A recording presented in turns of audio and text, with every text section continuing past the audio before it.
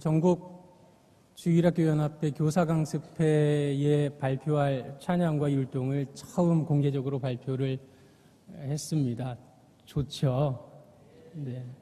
선생님들은 지금 심란해 하시는 것 같아요. 율동이 왜 이렇게 또 어렵냐 하고. 저희 옆집 아이가 전도돼서 교회에 왔습니다. 근데 이 아이가 지금 온 지 한 두어 달 되는데, 얘가 앞에 나가서 뭐 하는 친구가 아닙니다. 그런데 아무튼 교회에서 찬양 율동한 게 너무 좋고 재미있어가지고, 집에서 엄마 교회 안 다니거든요. 엄마 교회 가서 이거 했는데 이것 좀 유튜브에서 찾아봐. 그래서 그걸 찾아가지고 보면서 하는데 그건 또 둘이 짝지어서 해야 되는 율동이거든요. 그러니까 엄마 나하고 같이 해야 돼. 해서 찬양을 했다는 얘기를 옆집으로부터 들었습니다. 아이들이 좋아하는 찬양, 또 아이들이 고백할 수 있는 찬양이니까 이렇게 기쁨으로 따라해 주시면 못해도 아마 큰 은혜가 되리라고 생각이 됩니다. 언젠가 한번 이렇게 지하 2층 주일학교 예배하는 곳을 돌아다니고 있었는데 얼굴이 상기된 채로 권사님 한 분이 예배처소 바깥에 자리를 잡고 계셨습니다. 지나가는 길에 권사님 무슨 일로 여기에 계세요? 지금 예배 드리는 시간인데 하고 여쭤봤더니 갑자기 급 짜증을 내시면서 오기로 한 녀석이 아직 가장 안 오고 있잖아요. 그러면서 저한테 막 뭐라 그러시는 거예요. 이 녀석이 지난주에도 온다 그래 놓고 제가 온다고 안 했는데 아무튼 지난주에도 온다 그래 놓고 또 약속을 안 지키고 있다고. 이게 지금 온다고 했는데 이게 올지 안 올지도 모르겠다고 그러면서 밖에서 씩씩거리면서 계시는 거예요. 그러면서 저한테 하소연하시기를 이제 나도 이제 나이가 들어서 못해 먹었시요 하고 이제 얘기를 하시는 거예요. 그러니까 이분이 누구시냐 하면 성함을 밝힐 수는 없지만 예전에 간증하시면서 이 강단에 물 마신 분 계시죠? 그분이세요. 요즘 아이들 정말 말 잘 안 듣죠. 요즘 권위가 사라지는 시대이다 보니까 가르치는 일이 정말 쉽지만은 않은 것 같습니다. 더군다나 요즘은 재미라는 우상에도 아이들이 빠져 있고 또 스마트폰 이건 아이들이 생각하는 걸 다 지워버리는 이런 역할들을 하고 있습니다. 오늘 새벽에 유럽 챔피언스 리그 결승전이 있었는데 옛날 같으면 뭐 유럽에서 하는 경기 어떻게 알겠습니까? 근데 요즘 아이들은 인터넷 스마트폰에 다 나오니까 이 정보들을 다 알고 있는 겁니다. 그러니까 아주 이 세계적인 경기이다 보니까 아마 축구 좋아하는 아이들은 그거 본다고 밤샜거나 아니면 새벽부터 일어났거나 했을 겁니다. 그렇게 하고 교회 와가지고는 그냥 꾸벅꾸벅 졸고 앉아있는 이 아이들, 말도 안 듣죠. 졸고 앉아있죠. 이런 아이들 가르쳐봐야 무슨 소용인가 싶을 때도 있을 겁니다. 이런저런 세상의 물결들이 자꾸 교회로 넘쳐 들어오는 와중에 가르치는 일 맡는다는 거, 이거 정말 여간 힘든 일이 아닐 수가 없습니다. 그럼에도 불구하고 이 어두운 시대에 우리는 어떻게 교사의 사명을 감당해야 할지에 대해서 고민하지 않을 수가 없습니다. 왜냐하면 복음만이 이 아이들을 변화시킬 수 있는 유일한 해답이 되기 때문에 그렇습니다. 오늘 본문을 중심으로 우리가 이 시대에 과연 어떻게 교사의 사명을 감당해야 할지에 대해서 함께 상고해 보기를 원합니다. 먼저 첫 번째로 우리는 두려운 현실에서 눈을 들어 자기 영광을 드러내시는 예수님을 바라보아야 합니다. 오늘 본문의 배경은 갈릴리 바닷가였습니다. 큰 무리가 모여들어서 예수님께서는 배를 띄워서 그것을 강단 삼아서 하나님 나라를 비유로서 가르쳐 주셨습니다. 이 은혜로운 설교가 끝나자 어느덧 날이 저물게 되었고 예수님께서는 갑자기 갈릴리 동편으로 배를 타고 건너가자고 제자들에게 말씀하셨습니다. 그러자 제자들은 이 예수님을 모시고 출항했습니다. 이때 집으로 돌아가지 않은 그 일부 사람들이 이것을 보고 다른 배를 타고 또 예수님을 뒤쫓아가게 되었던 겁니다. 그런데 바로 그때 어떤 일이 일어나게 됩니까? 우리 다 함께 본문 마가복음 4장 37절로 41절까지의 말씀을 한 목소리로 합독하겠습니다. 큰 광풍이 일어나며 물결이 배에 부딪혀 들어와 배에 가득하게 되었더라. 예수께서는 고물에서 베개를 베고 주무시더니 제자들이 깨우며 이르되 선생님이여 우리가 죽게 된 것을 돌보지 아니하시나이까 하니 예수께서 깨어 바람을 꾸짖으시며 바다더러 이르시되 잠잠하라 고요하라 하시니 바람이 그치고 아주 잔잔하여지더라. 제자들에게 이르시되 어찌하여 이렇게 무서워하느냐 너희가 어찌 믿음이 없느냐 하시니 그들이 심히 두려워하여 서로 말하되 그가 누구이기에 바람과 바다도 순종하는가 하였더라. 아멘. 예수님의 말씀을 따라서 배를 타고 갈릴리 동편 땅을 향해서 떠났습니다. 그런데 제자들은 예상하지 않은 큰 난관에 부딪히게 됐습니다. 그것은 바로 큰 광풍이었습니다. 이 갈릴리 바다는 지리적으로 둘러싸인 분지 안에 있는 곳입니다. 특별히 북동쪽으로는 만년설이 있는 해발 2,800m에 이르는 헤르몬산이 위치하고 있었습니다. 북한산이 혹시 몇 미터인지 아십니까?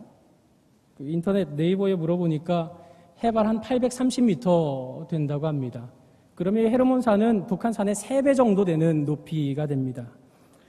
거기에서 내려오는 아주 차가운 공기, 또 이 갈릴리 바다에서 올라가는 따뜻한 공기, 이게 맞닥뜨리게 되면 아주 자주 비바람이 치는 이런 상황들이 조성이 됩니다. 이것이 바로 광풍, 즉 맹렬한 돌풍을 일으켜서 큰 파도가 일어서 배에 덮치게 되는 이런 위기의 상황이 벌어지게 되었던 것입니다. 이때 예수님은 무엇을 하고 계십니까? 예수님은 고물, 즉 배 뒤편에서 베개를 베고 주무시고 계셨다라고 오늘 성경에 기록되어 있습니다. 한번 상상을 해보시기 바랍니다.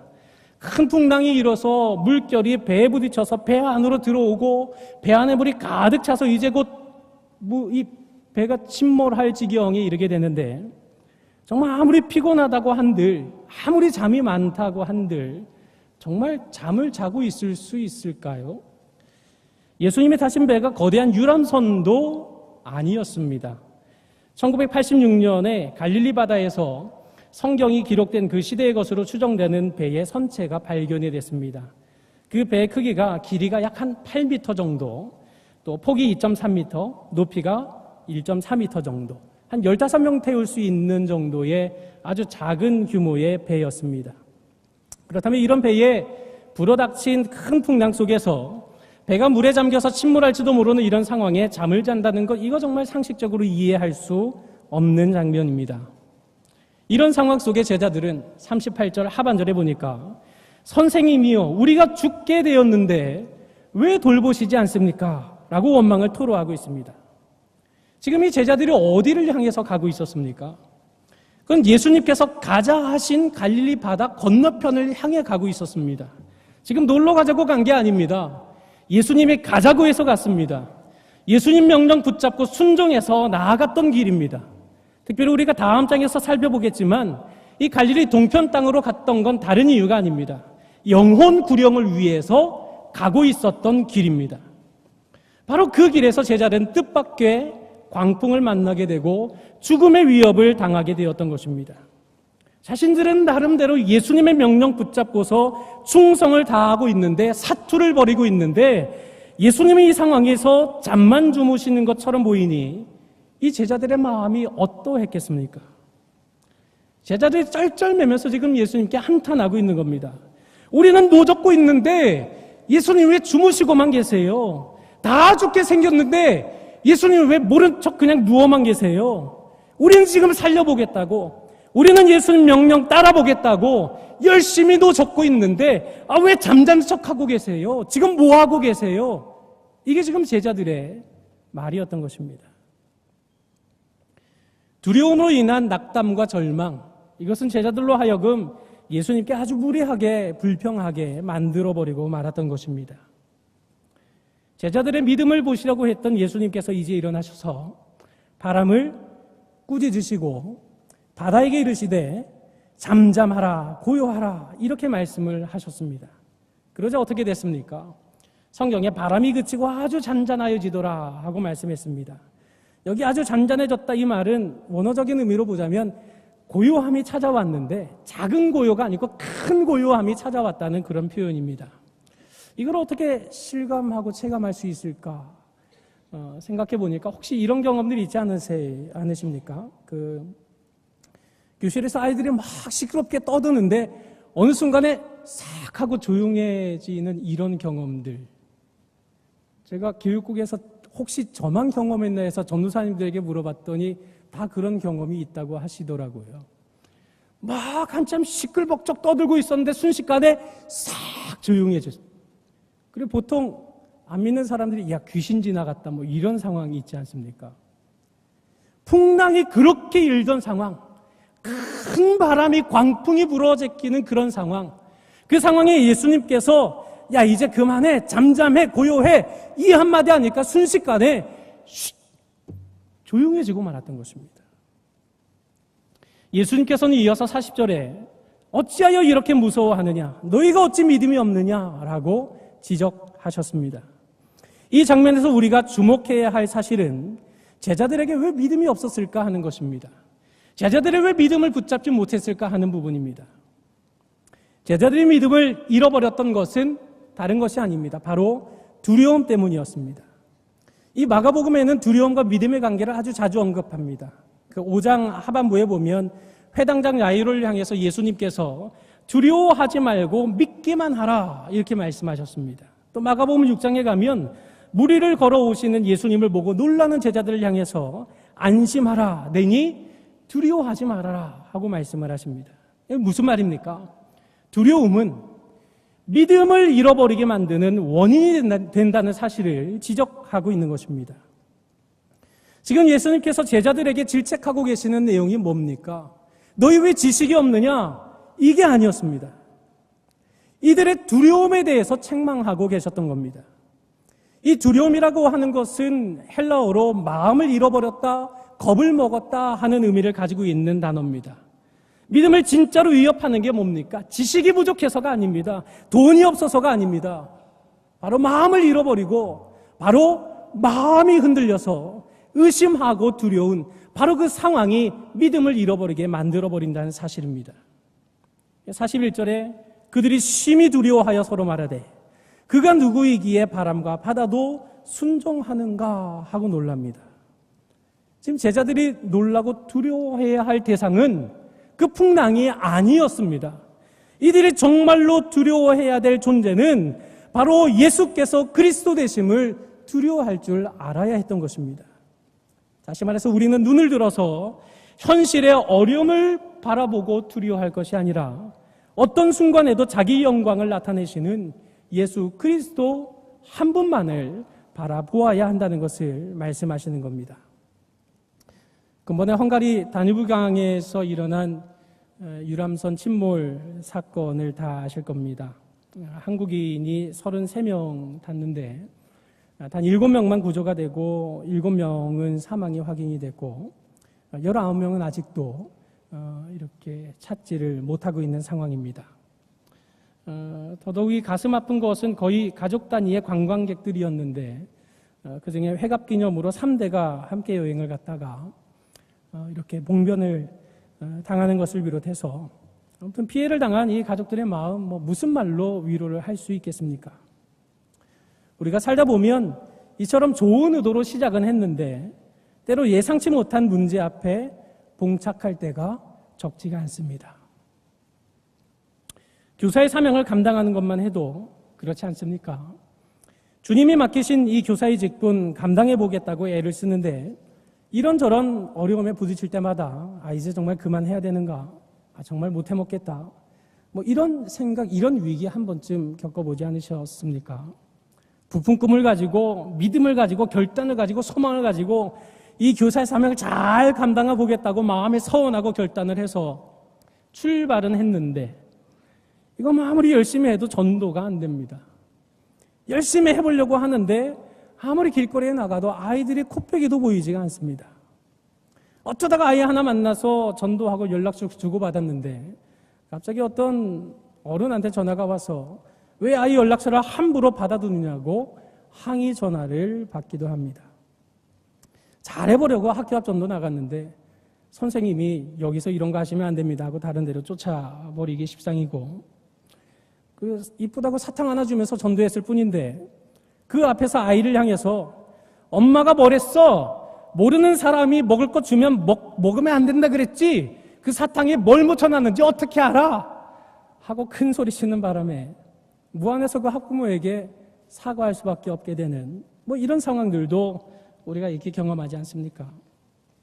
잘 해보려고 하는데 왜 예수님이 도와주시지 않을까요? 예수님 명령에 순종해서 좀 열심히 해보겠다고 하는데 순풍 좀 불게 해주시지 왜 이런 어려움에 닥치게 내버려 두시는 것일까요? 이 외에도 우리는 예수님의 말씀을 따라서 열심히 살았다고 생각은 하는데 때로는 예상치 못한 질병으로 투병을 하기도 하고 가정에서 문제가 일어나기도 하고 직장의 문제, 사업의 문제로 곤고하게 될 때도 있습니다. 이때 우리는 마치 예수님이 우리들에게 무관심한 것처럼 느껴지지 않습니까? 시편 기자가 이렇게 고백했습니다. 주여 깨소서 어찌하여 주무시나이까 일어나시고 우리를 영원히 버리지 마소서 하는 이 외침이 바로 우리의 외침이 될 때도 있지 않습니까?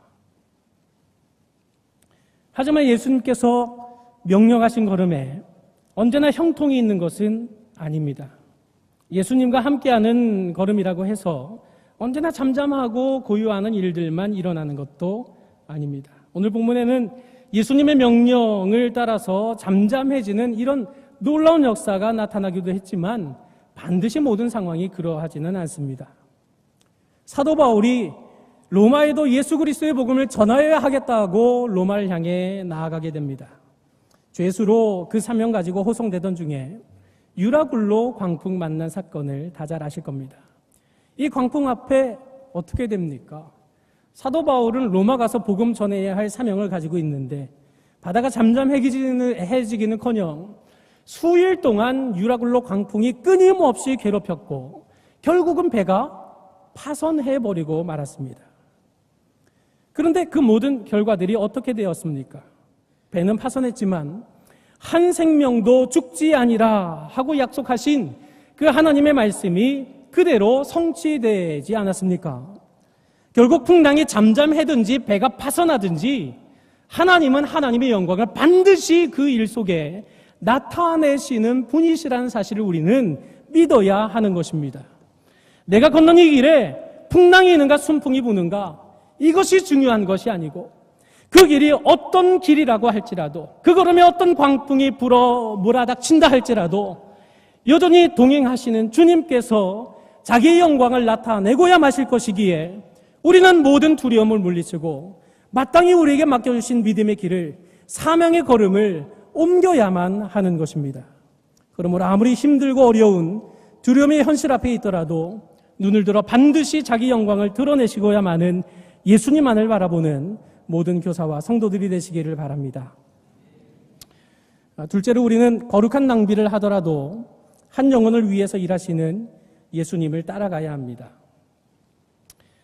인류의 역사가 시작된 이래 하나님의 나라의 도래를 선포하는 사역에는 끊임없는 사탄의 방해 공작이 있었습니다. 예수님께서 바다 건너편 거라사인의 지방으로 이동하시는 가운데도 우리가 앞서 살펴본 바와 같이 큰 풍랑으로 예수님의 행렬을 저지하려는 이런 사탄의 방해가 있었지만 그 어떤 것도 하나님 나라의 도래를 막을 길이 없었던 것입니다. 이제 예수님께서 도착하신 거라사는 데가볼리라고 하는 도시에 속해 있는 한 작은 도시입니다. 이 데가볼리라는 말은 그 10개의 헬라화된 도시를 말하는 겁니다. 여기 데가라고 하는 이 데카라고 하는 말은 숫자 10을 말하는 거고 또 그 뒤에 있는 그 볼리라는 말은 그 폴리스라는 말입니다. 도시라는 말입니다. 그래서 10개의 도시를 말할 때 우리가 데가볼리라고 얘기하는데 이 도시는 그 로마의 압제 아래에서 헬라화된 도시였던 것입니다. 이 돼지가 이 마가복음 5장에 등장을 하는데 그 유대인들에게는 부정한 짐승이었던 돼지를 키울 수 있었던 것도 바로 이 헬라화된, 이방화된 이런 도시였기 때문에 가능했던 것입니다. 거라사 지방에 도착해서 예수님께서 배에서 내리시자마자 이번에는 더러운 귀신 들린 사람이 예수님 앞으로 달려듭니다. 그는 3절과 4절에 반복해서 설명하듯이 아무도 그를 쇠사슬로 묶을 수도 없고 제어할 수도 없었던 존재였습니다. 뿐만 아니라 5절에 기록된 대로 늘 괴성을 지르고 돌로 자해를 하는 그런 사람이었습니다. 도무지 어느 누구도 어떤 존재도 감당할 수 없었던 존재가 예수님 앞에 등장하자마자 뭐라고 말을 합니까? 오늘 본문 7절에 보니까 큰 소리로 부르짖어 이르되 지극히 높으신 하나님의 아들 예수여 라고 외칩니다.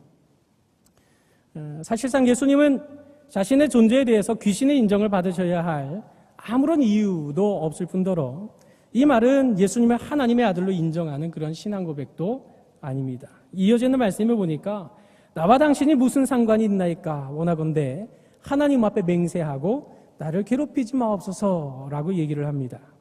이 말은 이 사탄이 내가 당신 잘 알고 있어요 이 말입니다. 그러면서 그런 내가 당신의 정체를 알고 있다는 사실을 과시함과 동시에 지금 이곳 거라사는 내가 통치하고 있는 영역이니까 우리 피차 간섭하지 말고 그냥 당신은 조용히 지나가십시오 하는 이런 아주 간교한 타협책을 제시하고 있었던 것입니다. 이 귀신의 이름이 뭐라고 나와 있습니까? 군대라고 나와 있습니다. 헬라어로는 레기온인데 이것은 로마 군대의 한 5천에서 많게 보는 학자는 한 10,000명 정도에 달하는 로마 군대의 가장 큰 단위를 말하는 그런 레기온이라고 하는 말로서 이 군대라고 자기 이름을 소개합니다. 이 귀신의 이름은 자신의 어떤 거대함과 호전적인 면모를 나타내고 있었던 것입니다. 온 동네 사람들이 어찌할 수 없었던 이유도 바로 여기에 있었던 것입니다. 그러나 이들은 그런 거대한 이름을 가지고 있었지만 예수님 앞에서는 아무런 저항도 하지 못하고 결국 예수님 앞에 자비를 구할 수밖에 없었습니다. 우리 마가복음 5장에 본문 11절로 15절까지의 말씀을 우리 다 같이 한 목소리로 합독하겠습니다. 마침 거기 돼지의 큰 떼가 산 곁에서 먹고 있는지라.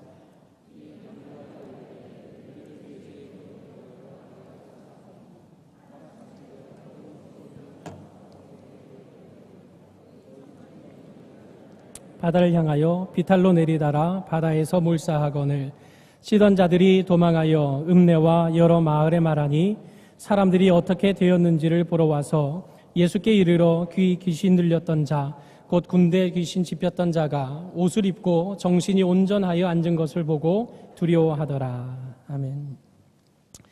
예수님께서는 더러운 귀신 들린 사람을 멸하러 오신 게 아닙니다. 구하기 위해서 거라사 지방에 이르신 것입니다. 이에 더러운 귀신들이 구하는 것, 즉 그 사람에게서 나와서 돼지에게로 들어가는 것, 이거 허용해 주셨습니다. 그러자 13절에 기록한 대로 거의 2,000마리 되는 떼가 바다를 향하여 비탈로 내리다라 바다에서 몰사하게 되었습니다. 예수님께서 이렇게 될 줄을 모르고 허락을 하셨을까요? 그래 들어가 했는데 돼지 2,000마리가 다 죽는 거죠. 헐 하시는 건 아니었을 겁니다. 예수님이 익히 다 아셨을 것임에 틀림이 없습니다. 그럼에도 불구하고 예수님께서 이를 허용하신 이유가 무엇이겠습니까? 모두에게 외면받고 버림받은 거라사 지방의 그 한 영혼의 가치가 돼지 2,000마리와 비교할 수 없이 귀하다는 사실을 보여주신 사건입니다. 늘 괴성을 질렀고 돌로 자해를 했기 때문에 도무지 너는 우리와 살 수 없어 라고 낙이 지켰던 바로 그 영혼을 구하시기 위해서 예수님은 기꺼이 그 더러운 귀신들이 돼지에게로 들어가도록 허용하셨던 것입니다. 한 영혼을 구하기 위한 2,000마리의 돼지떼를 희생시키신 사건, 이것은 바로 한 영혼을 위한 거룩한 낭비였던 것입니다. 예수님의 이처럼 놀라운 사랑은 다소 의외의 결과를 보여주게 됩니다. 17절에 보면 그들이 예수께 그 지방에서 떠나시기를 간구하는 상황이 일어났습니다. 이상하지 않습니까? 이 신비하고 놀라운 사랑의 사건 앞에 감격하고 놀라움을 금하지 못해야 할 인생들이 예수님을 향해서 자신들의 동네를 떠나달라고 지금 요청하고 있으니 말입니다. 사실 이 사람들이 성경에는 예수께 그 지방에서 떠나시기를 간구했다고 점잖게 표현하고 있지만 사실 이 간구했다는 이 말은 이 띠 두르고 결사반대 시위했다는 말입니다. 이것이 바로 세상이 가지고 있는 명백한 한계입니다. 오로지 저들의 시선과 마음은 세상의 가치, 땅의 가치에 얽매여 있던 까닭에 한 영혼의 귀함, 한 영혼의 가치, 여기에 대해서는 도무지 헤아릴 줄을 알지 못하는 이런 한계를 여실히 보여주고 있는 것입니다. 저들은 잃어버린 돼지떼에만 관심이 있을 뿐 한 영혼이 온전케 된 일, 즉 자신들로서도 어찌할 수 없었던 골칫덩어리였던 그 영혼이 온전한 사람으로 돌아오게 된 사실, 이 사실에는 아무런 관심이 없었던 것입니다. 오늘 마가복음 5장 처음 시작할 때 고랑과 쇠사슬에 매여서 송장 냄새 가득한 무덤 사이에 거했던 자가 누구였습니까? 귀신 들렸던 사람이었습니다. 그러나 이 본문의 마지막 부분에 와서 정말 썩을 것에 매여 있는 사람이 누구였습니까? 그는 귀신으로부터 해방된 사람이 아니었습니다. 도리어 예수께서 그 지방에서 떠나달라고 시위하고 있던 바로 그 무리들이야말로 썩은 송장 냄새 가득한 세상에 매여 있는 자들이었던 것입니다. 세상의 인생을 다루는 유일한 방법은 다른 거 아닙니다. 묶어두는 것입니다. 돈에 묶어두고 지식에 묶어두고 영원하지도 본질적이지도 않은 그런 것들을 그럴듯하게 포장해서 현실이라는 이름으로 수많은 인생들을 꽁꽁 묶어두는 것, 이게 바로 세상이 우리를 묶어두는 본질입니다. 그러나 예수의 이름은 어떻습니까? 예수의 이름은 흉악의 결박을 끊고 자유케 하시는 복음의 이름 중에 복음이지 않습니까? 날이 갈수록 세상이 점점 더 포악해진다는 사실, 우리 주변에서 정말 어렵지 않게 발견할 수 있습니다. 속고 속이는 일, 이거 늘 있어 왔던 일이지만은 날이 갈수록 점점 더 교활해지고 악랄해지고 있다는 것을 우리는 어렵지 않게 발견합니다. 이것이 오늘날 지식이 없어서 그렇게 되고 있습니까?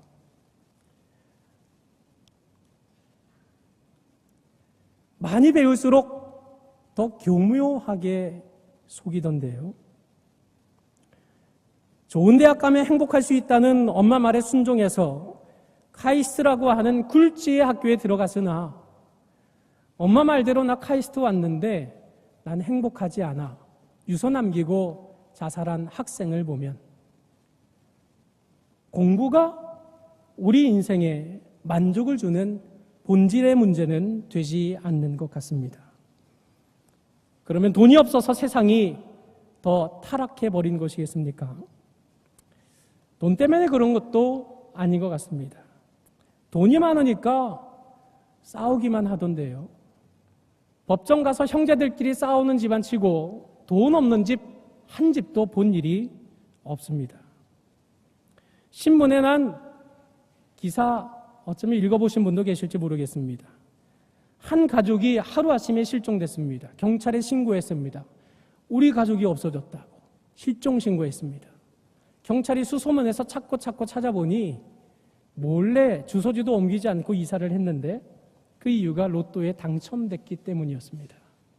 형제들에게 돈 뺏길까 봐. 정말 돈이 없어서 세상이 더 타락한 것이겠습니까? 이것이 바로 세상이 가진 한계가 아니면 무엇이겠습니까? 지식도 영원한 것이 될 수 없습니다. 재물도 더더욱 그런 것 아니겠습니까? 온 천하보다도 귀하게 창조된 인간이 천하 속에 있는 그 얄팍한 작은 것들, 지식 조금 채운다고 만족이 있겠으며 재물 좀 두둑히 만진다고 해서 그것이 진정한 평안을 가져올 리가 있겠습니까? 결코 그럴 수는 없는 것입니다. 우리의 본성이 부패한 죄인인 이상 흉악의 결박을 풀어줄 유일한 한 분, 오직 예수, 그분 말고는 우리 인생의 본질적인 문제를 해결할 길은 아무 곳에도 찾아볼 수가 없는 것입니다. 그렇다면 정말로 교회 교육이야말로 예수님을 가르치는 주일학교 교사야말로 이 땅의 소망이 되는 것은 당연한 이치가 아니겠습니까? 우리 교단의 광주에 운남행복교회라고 있습니다. 약 수년 전에 그 교회에 대책 없는 아이가 오게 됐답니다. 얼마나 대책이 없는가 하니까 학원 돈 모는데 웬만하면 다 받아주지 않습니까? 그런데 그 아이가 학원에 오면 아이들을 하도 괴롭혀서 애들을 다 학원에서 내쫓아버립니다. 그게 소문이 나서 어느 학원도 그 아이를 받아주지 않았던 겁니다. 학교 생활 역시 오죽했겠습니까? 순탄치 않았습니다. 어디에서도 받아주지 않는 아이.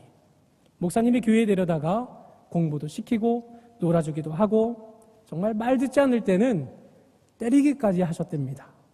그렇게 해서라도 가르쳤더니 이 아이가 점점 변하기 시작했습니다. 그러자 늘 교회만 데려다 주던 아버지가 부모도 포기했던 이 자식이 변하는 것을 보고 교회에 출석하기 시작했습니다. 세상이 포기한 한 영혼을 붙잡고 시간과 물질로서 희생을 하고 나니 결국 변화가 일어나게 되었던 것입니다. 그 결과 아버지까지 교회에 나오게 되는 이런 역사가 일어나게 되었는데, 그 아버지가 지금은 그 운남 행복교회에 든든한 기둥처럼 쓰임받는 조현기 장로님이 바로 그분이십니다. 우리는 이런 이야기를 통해서 바로 하늘의 가치를 발견할 수 있게 되지 않습니까? 단 한 사람의 변화가 이처럼 놀라운 생명의 역사로 일어나고야만은 이처럼 놀랍고 귀한 역사 말입니다. 우리는 단 한 영혼일지라도 그를 위해 자기의 생명 전부를 내어주신 예수님의 마음을 본받을 줄 알아야 됩니다. 한 영혼을 위해서 풍랑있는 바다를 건너고 2000여 마리나 되는 돼지떼마저 희생시키시고 동네 사람들로부터 거절까지 당하셨던 그 예수님처럼 비록 내게 주어진 단 한 명의 어린 영혼일지라도 모든 것을 쏟아내어서 참된 그리스도인으로 세우는 이것이야말로 진정한 복음의 능력이요, 우리 주님께서 기뻐하실 일이라는 사실을 확신하며 나아가야 하는 것입니다. 그러므로 한 영혼을 살리는 이 귀한 일에 거룩한 낭비가 따르더라도 기꺼이 예수님과 같은 마음을 품고 주님께서 기뻐하셨는 일로 함께 즐거워할 줄 아는 모든 선생님들과 성도들이 되시기를 바랍니다.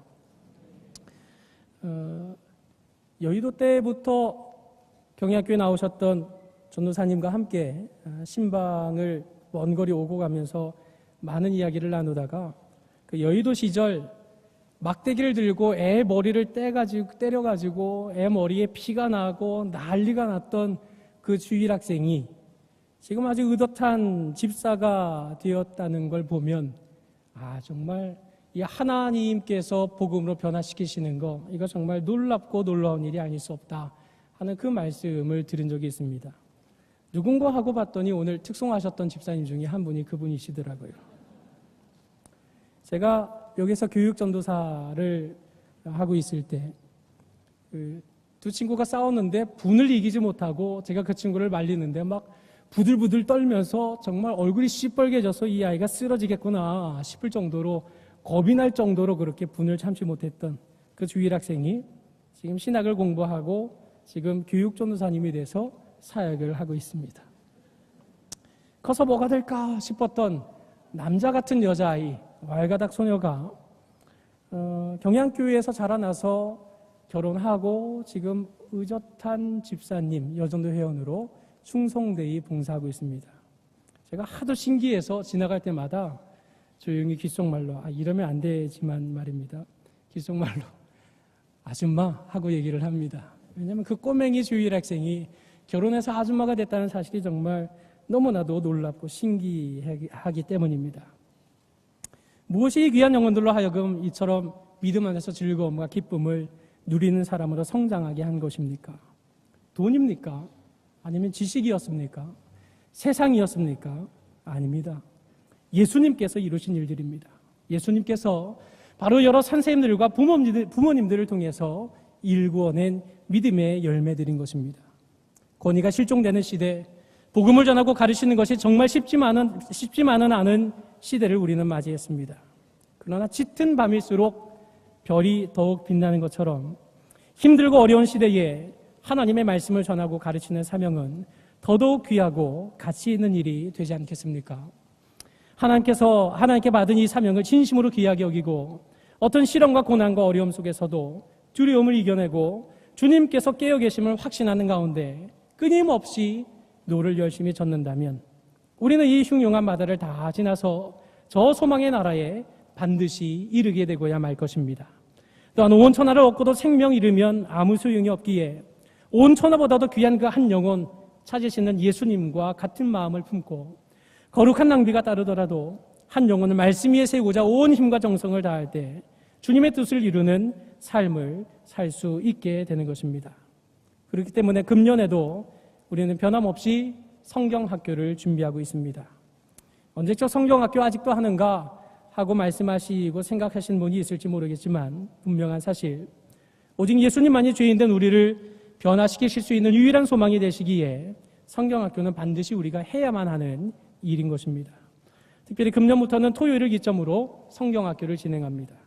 요새 선생님들도 돈 버신다고 일을 너무 많이 나가시니까 성경학교는 하는데 선생님이 오지 않는 일이 벌어지고 맙니다. 그래서 토요일 쉬시는 날 아이들과 선생님 모두가 다 함께 참여하는 이런 성경학교로 기획을 하고 있습니다.